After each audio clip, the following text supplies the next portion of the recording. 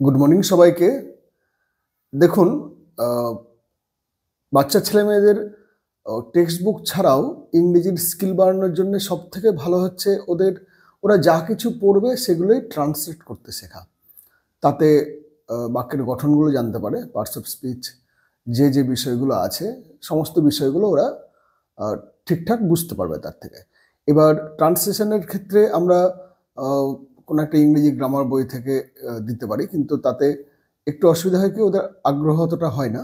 আমি সেই ক্ষেত্রে একটা জিনিস দেখেছি যে এরকম যে বইগুলো আছে একদম পাতলা বই, কিন্তু বাচ্চাদের জন্য একদম খুব সুন্দর, ওদের ছবি দেওয়া আছে প্রত্যেকটা।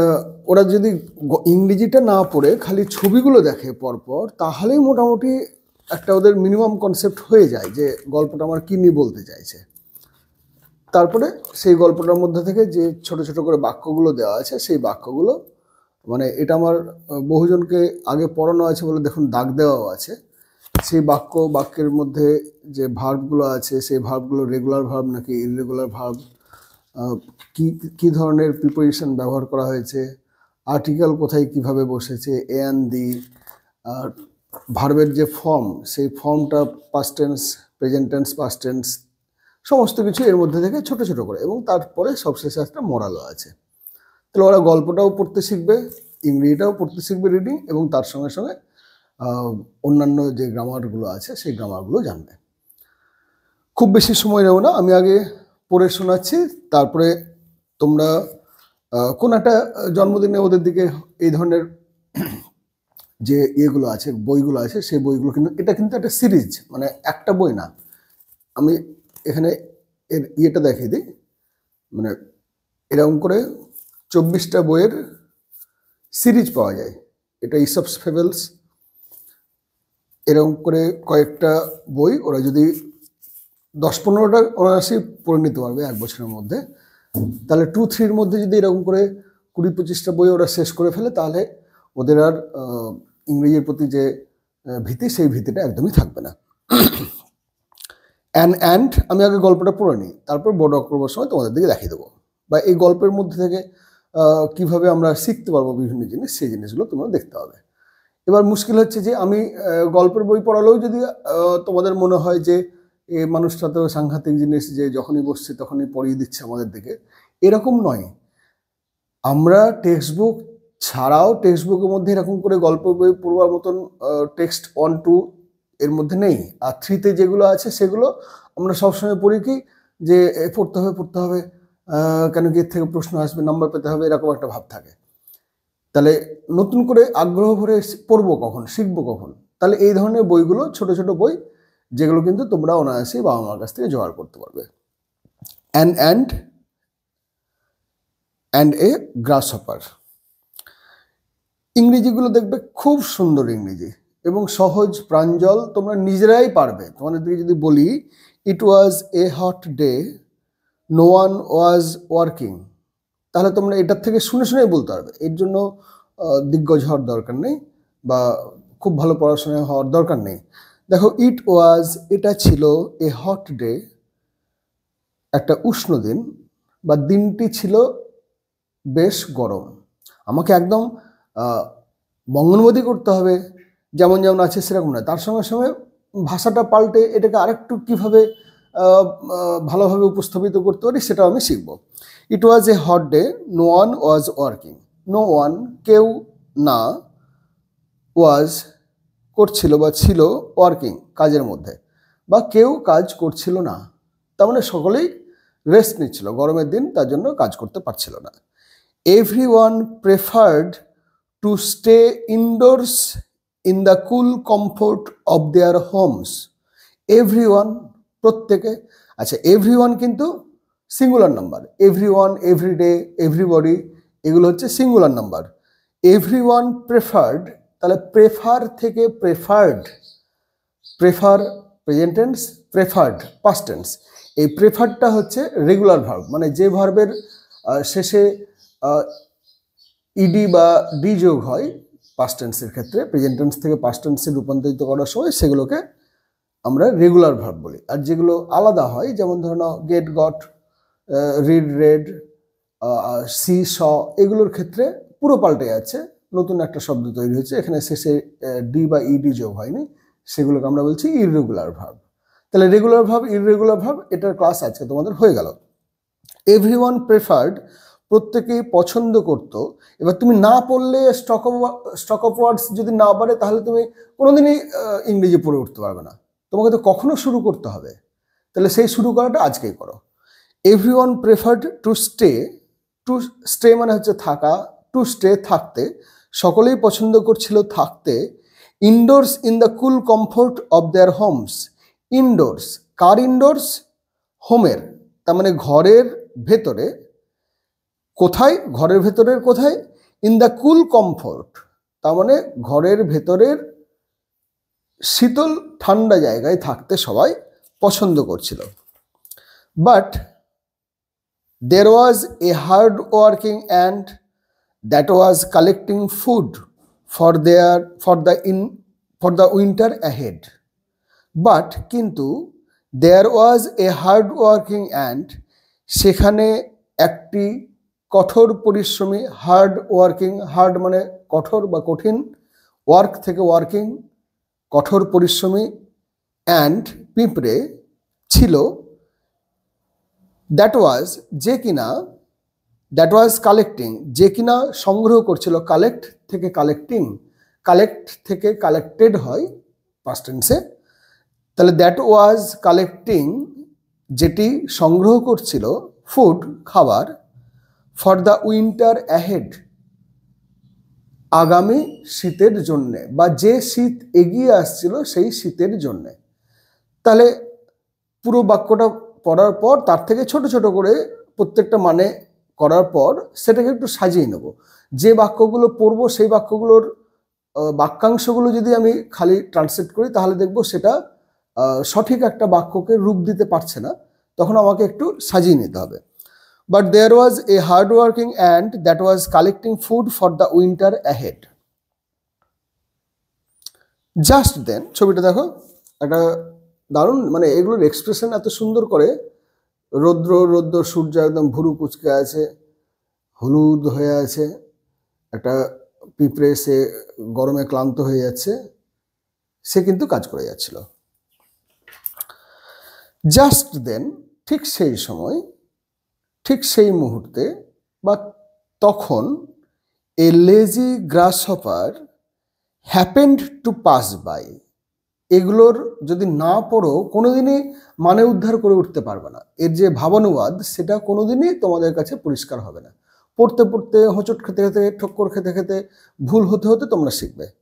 জাস্ট দেন, ঠিক সেই সময়, এ লেজি গ্রাসহপার, একটি লেজি কুঁড়ে, গ্রাসহপার গঙ্গা ফড়িং বা ফড়িং জাত, গঙ্গা ফড়িং, বেশ বড় ধরনের ফড়িংকে গ্রাসহপার বলে। এরা ঘাসে ঘাসে উড়ে বেড়ায়, ঘাসের পাতা খায়, ঘাস খায়, পাতা খায়। হ্যাপেন টু পাস বাই, ঘটনাচক্রে, এই হ্যাপেন টু পাস বাই এটার বাংলা করা খুব কঠিন, কিন্তু ওই ঘটনাচক্রে সেই সময় তার পাশ দিয়ে যাচ্ছিল বা সেখান দিয়েই যাচ্ছিল। হি লুকড, আচ্ছা পরে বলছি। He looked at her and laughed. He looked, সে তাকালো বা তাকিয়েছিল, আসলে গোটা ঘটনাটাই পাস্ট টেন্সে, সমস্ত ঘটনাটি যদি পাস্ট টেন্সে হয় তাহলে সেটাকে আমরা সবটাই প্রেজেন্ট টেন্সে বলতে পারি। সে তখন তার দিকে তাকালো, অ্যান্ড লাফড, এবং হাসলো। আসলে পুরো বাক্যটাই, মানে পুরো ঘটনাক্রম যদি পুরোটাই আমার পাস্ট টেন্সে থাকে তাহলে আমি বলবার সময় সেটাকে প্রেজেন্ট টেন্সে করতে পারি। হি লুকড অ্যাট হার, সে তার দিকে তাকিয়েছিল, অ্যান্ড লাফড, এবং হাসলো, হেসেছিল, কিন্তু আমরা এখানে বলবার সময় বলবো হাসলো। Why are you working so hard dear ant? Why are you working so hard, কেন তুমি এত পরিশ্রম করছো? দেখো WH ওয়ার্ড, এগুলো পরে শেখাবো। WH ওয়ার্ড, তারপরে অক্সিলারি ভার্ব, তারপরে অন্যান্য যে সমস্ত বিষয়গুলো থাকে সেগুলো। Why are you working so hard, তুমি এত কঠোর পরিশ্রম কেন করছো? ডিয়ার অ্যান্ট, প্রিয় পিঁপড়ে। এর এই ম্যাটের উপর, ছায়ার উপর বসে থাকা, ঝোপের আড়লে বেশ আরাম করে আছে, হাত পা ছড়িয়ে থাকা বলতে যা বোঝায়, মানে অলস এবং কুড়ে এর মানে আদর্শ একটা চিত্র কিন্তু এখানে দিয়েছে। এবং ওর বলার মধ্যে কিন্তু একটা ব্যঙ্গ আছে, আরে ভাই তুমি এত পরিশ্রম কেন করতে যাচ্ছ, আমি তো বুঝতেই পারছি না। Why are you working so hard dear and, he said, সে বলল, কাম, আরে এসো এসো, রেস্ট ফর এ হোয়াইল, কিছুক্ষণের জন্য তো আরাম করো, rest for a while, while মানে কিছুক্ষণ, and listen to my song, এবং আমার গান শোনো। আরে ভাইয়া আসো আসো, কিছুক্ষণ বসো, আরাম করো, আমার গান শোনো।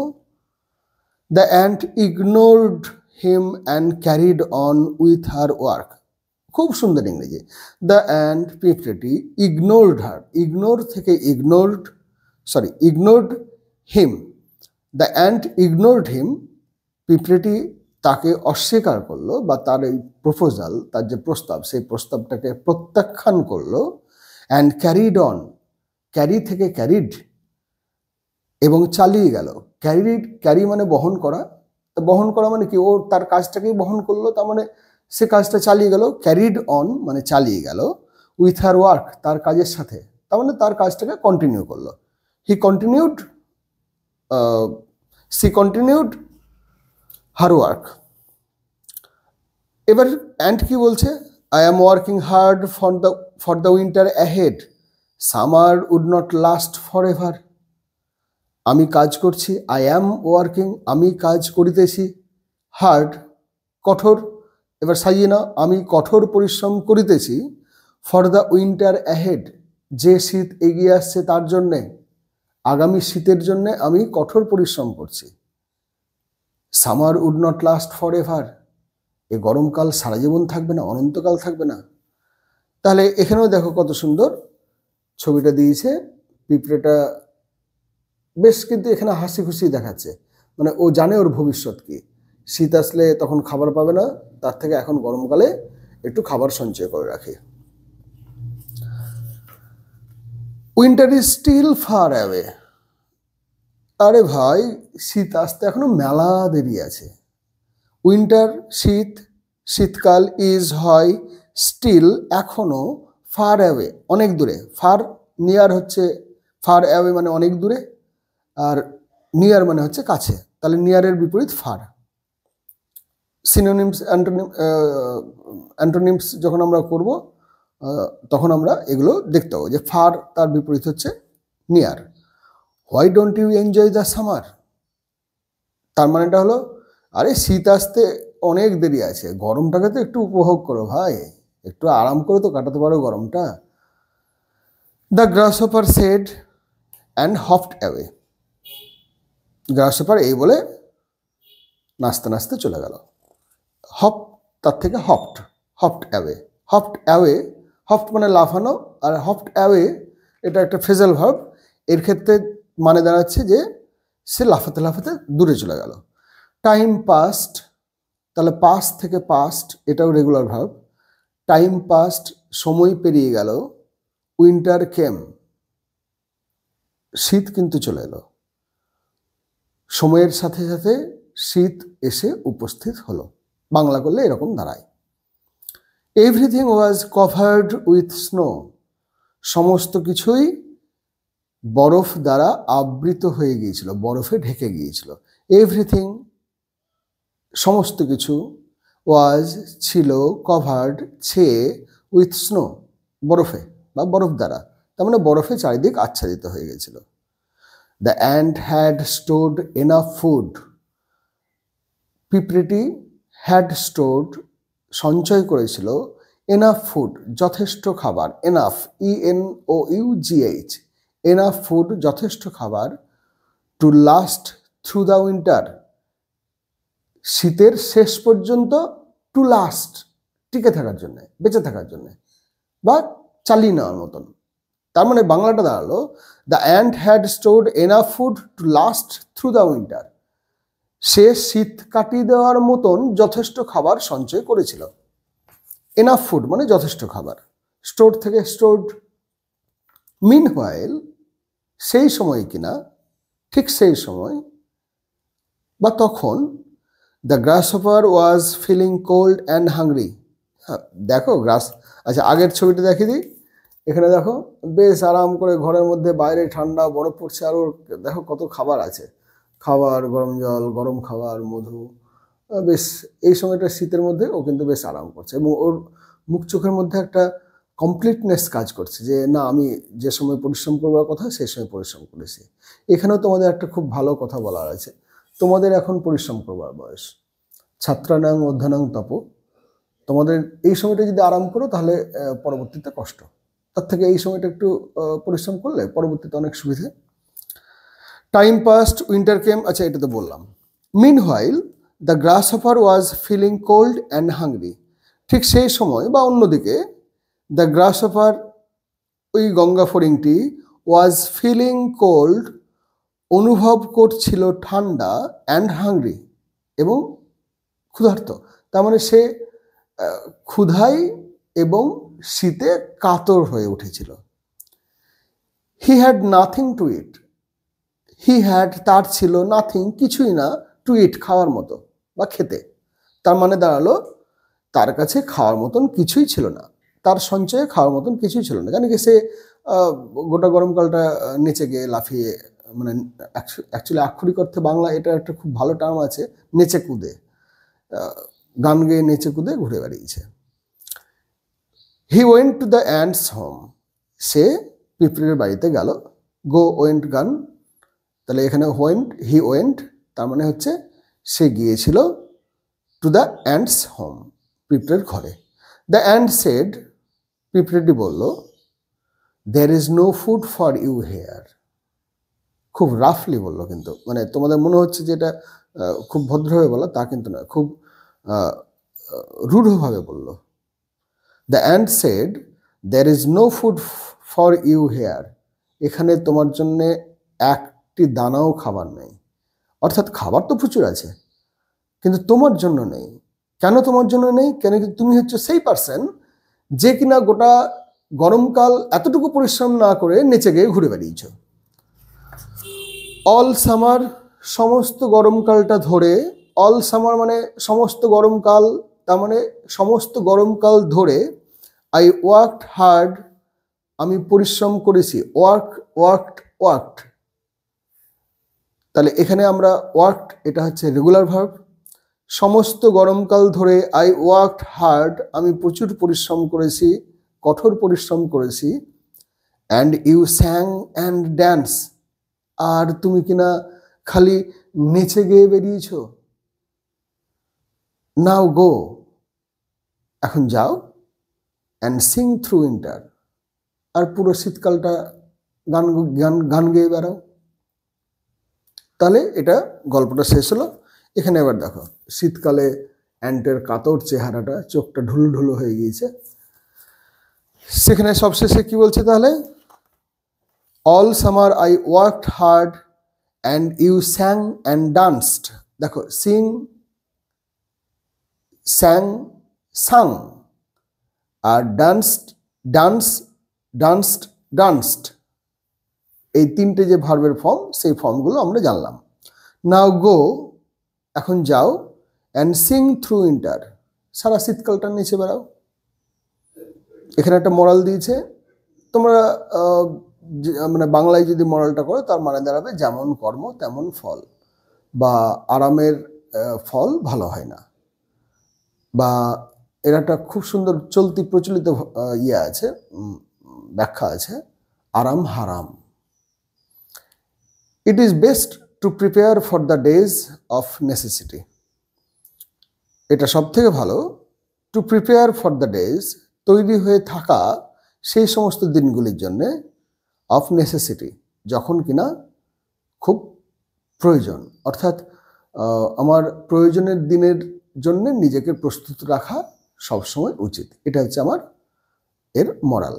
তাহলে একটা পুরো, আজকে আমি কিন্তু যেহেতু 19-20 মিনিট হয়ে গিয়েছে, আজকে যেমন করে পড়ালাম, একটু সময় নিয়ে পড়ালাম, পরের দিন থেকে আরেকটু দ্রুত পড়াবো। তোমরা দেখো, পড়তে হবে এরকম করে পড়লে এতগুলো বাক্য জানলাম, রেগুলার ভার্ব কোনগুলো, ইররেগুলার ভার্ব কোনগুলো। দেখো, স্যাং, এখানে যেটা আছে সিং, স্যাং, সাং, তাহলে স্যাং এটা irregular verb, danced regular verb, worked regular verb, prepared তাহলে prepare regular verb, went gone irregular verb,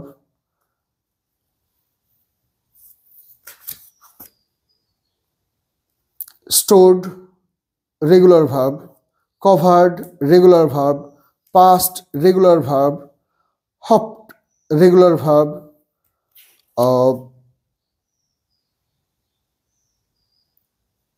worked regular verb, ignored regular verb, come irregular verb. তাহলে laughed, pass এগুলো হচ্ছে সবগুলোই রেগুলার ভার্ব। কেন কি এগুলোর শেষে প্রেজেন্ট টেন্স থেকে পাস্ট টেন্সের সময় ডি বা ইডি যোগ হচ্ছে। এর পরের দিন থেকে প্রোনাউন কোনগুলো, নাউনের পরিবর্তে যেগুলো বসছে সেগুলো আলোচনা করব, অ্যাডভার্ব যদি কিছু থাকে সেগুলো আলোচনা করব, অ্যাডজেক্টিভ যদি কিছু থাকে সেগুলো আলোচনা করব, প্রত্যেকটা বলে দেবো অ্যাডভার্ব কাকে বলে। এবার আস্তে আস্তে পার্টস অফ স্পিচের মধ্যে ঢুকবো, তাতে দেখবে যে একসঙ্গে অনেকগুলো জিনিস জানতে পারছি।